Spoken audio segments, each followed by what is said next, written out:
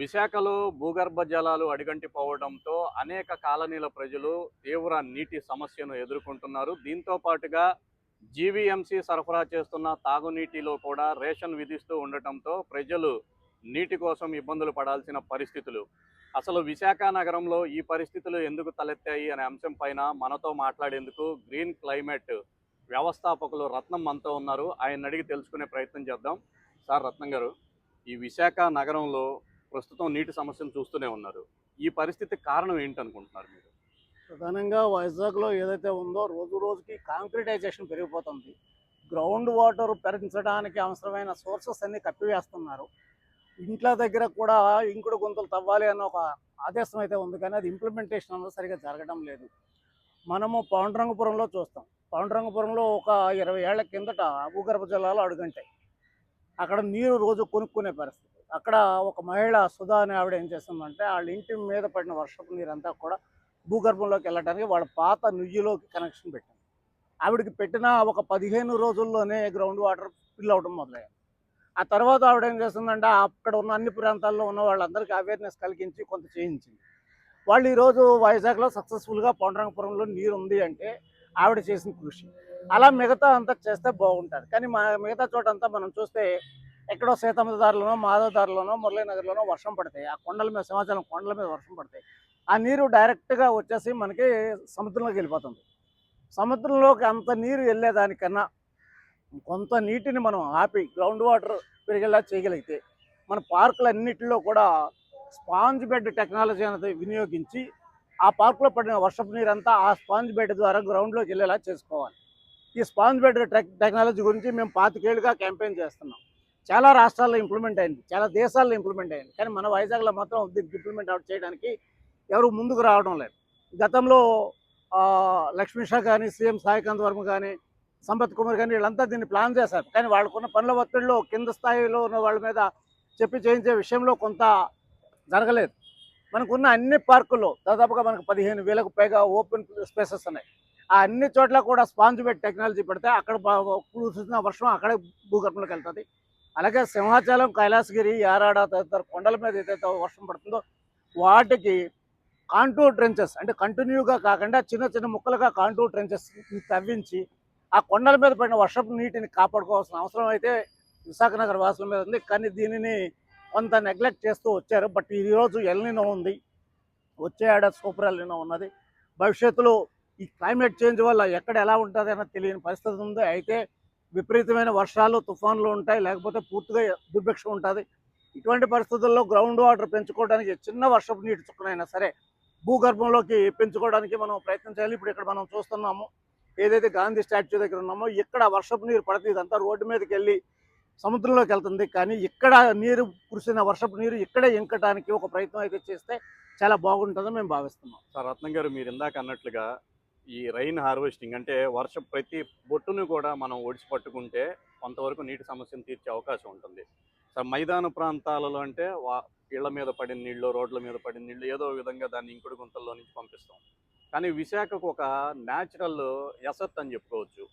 భారీ కొండలు ఉన్నాయి. ఈ కొండల మీద పెద్ద ఎత్తున వర్షం రెగ్యులర్గా పడతానే ఉంటుంది ఏదో ఒక టైంలో. కానీ ఈ నీటిని మనం గ్రౌండ్లోకి పంపించేటట్లు చేయగలిగితే చాలా వరకు కూడా సమస్య తీరిద్దని నిపుణులు అంటున్నారు. దాన్ని ఎలాగా, అంటే ఎందుకు చేయట్లేదు అనుకుంటున్నారు? గతంలో ఈ ఈ ప్రయత్నాలు జరిగినాయి. అంటే గోడల్లాగా అడ్డుపెట్టి నీటినంతా కూడా ఒక డైవర్షన్ చేసి అక్కడ వాటిని స్టోర్ చేయటం, ఇట్లాంటి కొన్ని ప్రక్రియలు జరిగినాయి. వీటి వల్ల ఎంతవరకు ఉపయోగం ఉంటుంది చేస్తే? యాక్చువల్గా ఈరోజు మనం చూస్తున్న నాగరికతలు ఉన్నాయి కదా, ఈ నాగరికతలో ఉన్న వాళ్ళందరికీ కూడా పర్యావరణం, ప్రకృతి వనరుల పట్ల ఏమాత్రం ప్రేమ ఉండదు. మనం సింహాచలం కొండను తీసుకుంటే పాత రాతి యుగం నాడు భూగర్భ జలాలు పెంపొందించేందుకు ఆ కొండల నుంచి దారులు రాతితో నిర్మించినవి, రాతితో పెద్ద పెద్ద బండల మీద చెక్కినవి మనకు కనిపిస్తూ ఉంటాయి. వాళ్ళ చెక్కి అవన్నీ చేసి 14, 18 అనే ఒక కాన్ఫ్లిక్ట్ ఉంది. బట్ మేము గతంలో లెక్కేసినప్పుడు 18 వాగులు సింహాచలం కొండ మీద నుంచి వస్తూ ఉంటాయి. మీకు ఇప్పటికే ఐడియా ఉంటుంది. అది మాధవ దార, సీతమ్మ దార, ఇలాగా చుట్టూతో ఉన్నాయి దారులు. చాలా జలదారులు. ఆ 18 దారాలని మనం సఫిషియెంట్గా పట్టుకొని భూగర్భంలోకి పెంపించగలిగితే చాలా బాగుంటుంది. కానీ ఇక్కడ ఏమవుతుంది అంటే ఆ దారల్ని వచ్చే ప్రాంతాలను అంతా ఆక్రమించేసి ఆక్రమణతో నింపేసి ఆ దార దగ్గర వరకు కూడా కాంక్రీట్ చేసేసి ఏమాత్రం ముందుకెళ్ళే దారి లేకుండా చేసేసారు.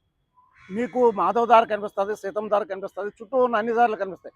ముడసర్లోకి వెళ్ళే దారులను చూస్తే మనకేమవుతుందంటే సెంట్రల్ జైలు వచ్చే టైంలో రోడ్డు బీఆర్టీఎస్ రోడ్డు వెడల్పు చేసే టైంలో ఇటు సెంట్రల్ జైలు నుంచి ముడసర్లోకి వచ్చే వాగులన్నిటిని కూడా గోతులు తీసేసి కప్పారు. అవతల సైడ్ ఏం జరిగింది అంటే కంబాలకొండ సైడ్ నుంచి వచ్చే వాగులకి పూర్తిగా డెబ్రీస్ వేసేసి మూసేశారు.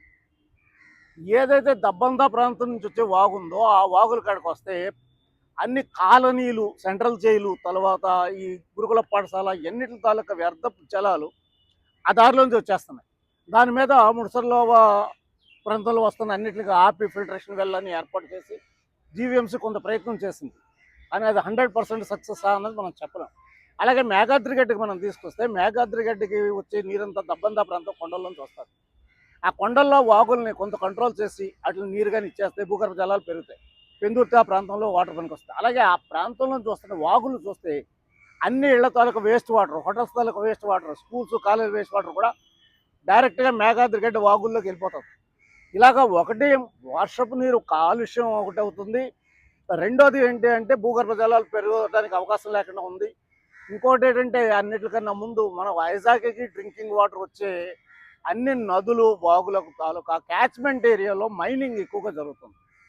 ఆ మైనింగ్ అనేది జరిగేటప్పుడు వాళ్ళకి అనుమతులు ఇచ్చేటప్పుడు జీవీఎంసీ అనుమతి కూడా తీసుకోవాలి, నగరవాసుల అనుమతి కూడా తీసుకోవాలి. ఎందుకంటే నగరవాసులకు వచ్చే త్రాగునీరు అది ఏదైతే త్రాగునీటి మీద ప్రజలకు రైట్ ఉందో ఆ రైట్ని కాలం రాస్తూ మైనింగ్ చేయడం అనేది కూడా తప్పు. ఇప్పుడు శారదా నది ఉంది, శారదా నదికి ఎగువ శారదా దిగువ శారదా రెండు ఉన్నాయి. అదే పెద్ద శారదా చిన్న శారదా అనుకుంటారు. ఆ క్యాచ్మెంట్ ఏరియాలో మైనింగ్ చేస్తున్నారు. దానివల్ల శారదా నదికి ముప్పు ఏర్పడుతుంది. శారదా నదికి ముప్పు ఏర్పడితే ఎక్కడ వస్తుంది సమస్య? అనకాపల్లికి నష్టం వస్తుంది. అది కూడా విశాఖ నగరం పరిధిలోనే ఉంది. సో ఇలాగా మొత్తంగా నదులు, వాగులు, రెయిన్ వాటర్ హార్వెస్టింగ్ ఈ మూడాట్ల మీద అన్ని ప్రభుత్వ శాఖల సమన్వయంతో ఒక చర్చ జరిగి నీటి వనరులను కాపాడటం ఎలాగైనా చేయాలి. ప్రధానంగా కలెక్టర్ అధ్యక్షతన irrigation department, GVMC, pollution control board, mining ఈ డిపార్ట్మెంట్లన్నీ కలిపి కూర్చొని ఒక చర్చ చేసి మన విశాఖ నగరానికి వాటర్ అనే దాన్ని భవిష్యత్తులో సమస్య లేకుండా చేయడానికి ప్రణాళిక చేయాలి.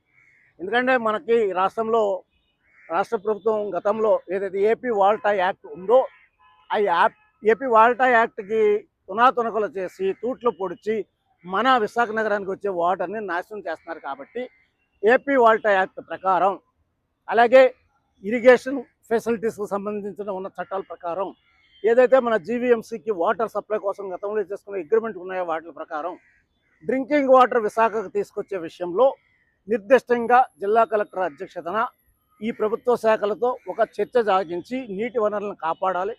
ఎక్కడైతే జల వనరుల క్యాచ్మెంట్ ఏరియాలో మైనింగ్ అనుమతులు ఇస్తున్నారో ఆ అనుమతి విషయంలో నగరవాసులను కూడా భాగస్వాములను చేసి పబ్లిక్ హియరింగ్ జరిపించి అది ప్రజలకి ఆమోదయోగ్యమైతే మాత్రమే చేయాలి. ప్రజలకు ఆమోదయోగ్యం కానీ మైనింగ్ ప్రాజెక్టులు పెట్టడం ద్వారా ఈ విశాఖ నగరానికి వచ్చే తాగునీటి సమస్యని మరింత పెద్ద చేయొద్దని మేము కోరుతున్నాం.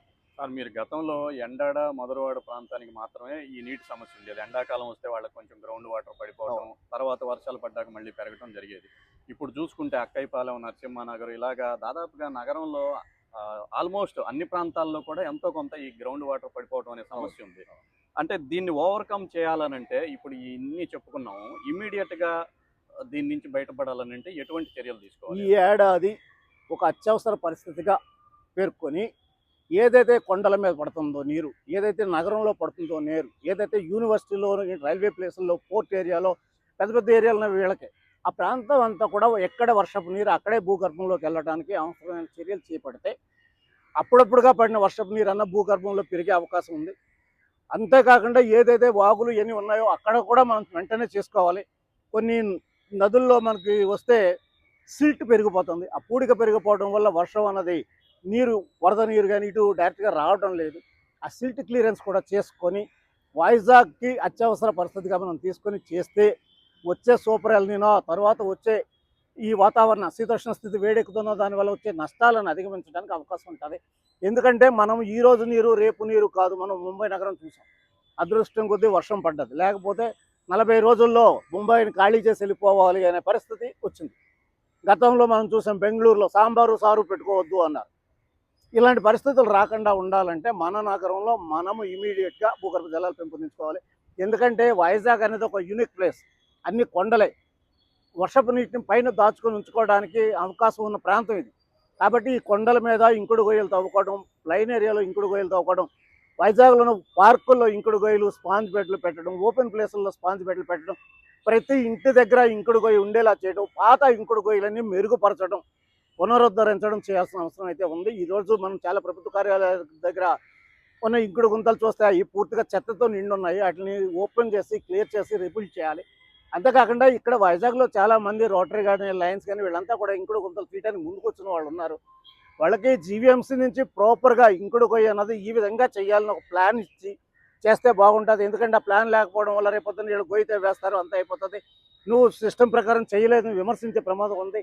అది కాకుండా అందరితో ఒక మీటింగ్, వైజాగ్లో ఉన్న ఈ ఎన్జిఓస్ ఏవైతే ఉన్నాయో, రోటరీ కానీ, లయన్స్ కానీ, వాసవి ఆర్గనైజేషన్ కానీ ఇలా ఉన్నాయి, వాళ్ళందరూ ఛాంబర్ ఆఫ్ కామర్స్ ఉంది, వీళ్ళందరినీ కలిపి కూర్చోబెట్టి చర్చ చేస్తే వాళ్ళంతా కూడా ఈ నగరం అభివృద్ధి కోసం చాలా చేస్తున్నారు. ఆ మనీ ఎక్కడికో దేనికో పోయే దానికన్నా డైరెక్ట్ ఇంకుడు గుంతల కోసం వినియోగించడానికి ఉపయోగపడుతుందని మేము భావిస్తున్నాం. అలాగే వైజాగ్ చుట్టుపక్కల చాలా ఇండస్ట్రీస్ ఉన్నాయి, వాళ్ళు సిఎస్ఆర్ కింద చాలా పనులు చేస్తున్నారు. ఆ నిధులను కూడా ఈరోజు ఒక అత్యవసర పరిస్థితిగా తీసుకొని భూగర్భ జలాలు పెంపొందించేందుకు ఒక ప్రయత్నం చేయాలనుకుంటున్నాం. అయితే ఈ ప్రయత్నం ఏదైతే ఉందో అది ఏ సంస్థగా ఆ సంస్థగా చేసుకుంటే బాగుంటుంది. మనీ అంతా ఒక చోటకు తీసుకొచ్చి చేయడం ద్వారా అవినీతి జరిగే ప్రమాదం ఉంది. కాబట్టి మనీ ఒక చోటకు తేకటం కాకుండా ఏ ఇండస్ట్రీ ఉందో ఆ ఇండస్ట్రీ సిఎస్ఆర్ నుంచి వాళ్లే చేసేలాగా, ఏ ఎన్జిఓ ఉందో వాళ్ళ దగ్గర ఉన్న డబ్బులతో వాళ్లే చేసేలాగా, ఏదైతే ప్రభుత్వ సంస్థలు ఉన్నాయో ఆ సంస్థలు ఆయా ప్రాంతాలలో ఈ ఇంకుడు గుంతలు తవ్వే కార్యక్రమాన్ని ఒక యుద్ధ ప్రాతిపదికన నిర్వహించాలని మనం కోరుతున్నాం. ఇది మొత్తానికైతే ఈ ఎల్నినో ప్రభావం, వాతావరణంలో వచ్చిన మార్పుల కారణంగా ఒక సమస్య, ఈ నీటి సమస్య అయితే మానవ తప్పిదం, మానవ నిర్లక్ష్యం కూడా దీనికి ప్రధాన కారణంగా అయితే స్పష్టంగా కనిపిస్తుంది.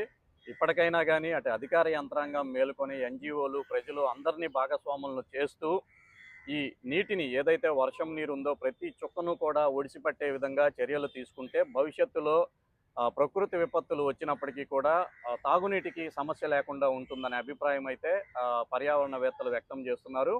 ప్రభుత్వం ఇకపైనైనా ఇటువంటి విషయాలపైన దృష్టి సారించాలని కోరుతున్నారు.